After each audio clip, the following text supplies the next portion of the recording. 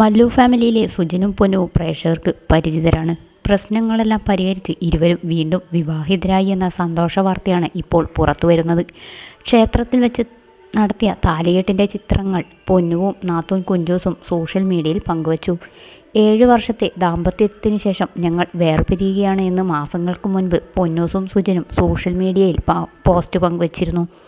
ഒത്തുപോകാൻ കഴിയാത്ത സാഹചര്യത്താൽ ഈ തീരുമാനം എടുക്കുന്നു എന്നായിരുന്നു പറഞ്ഞിരുന്നത്.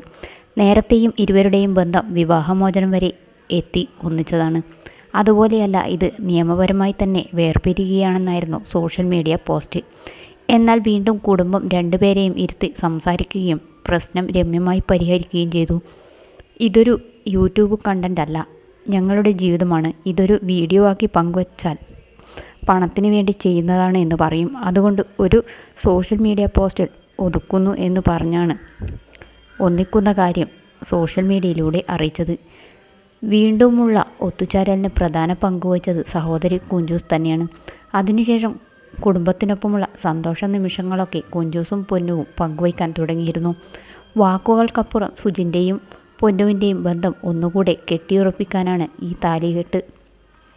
മക്കളെ സാക്ഷി നിർത്തി സുജിൻ വീണ്ടും പൊന്നുവിൻ്റെ കഴുത്തിൽ മിന്നു ചാർത്തുകയായിരുന്നു. വളരെ സാഹസികമായ ഒരു പ്രണയകഥയായിരുന്നു സുജിൻ്റെയും പൊന്നുവിൻ്റെയും. പൊന്നു സാമ്പത്തികമായി നല്ല അവസ്ഥയിലുള്ള കുടുംബത്തിലെ ഏക മകളാണ്. അന്ന് സുജിൻ ഓട്ടോ ഡ്രൈവറും പോരാത്തതിന് കഞ്ചാവൊക്കെ ഉപയോഗിക്കുമെന്ന് പലരും പറഞ്ഞു കൊടുത്തു. പ്രണയം വീട്ടിൽ പിടിച്ചപ്പോൾ സുജിനെ അറസ്റ്റ് ചെയ്യുകയും പോലീസ് തല്ലിച്ചതയ്ക്കുകയുമൊക്കെ ചെയ്തിട്ടുണ്ട്. അതിനെയൊക്കെ അതിജീവിച്ചാണ് ഇരുവരും ഒന്നിച്ചത്.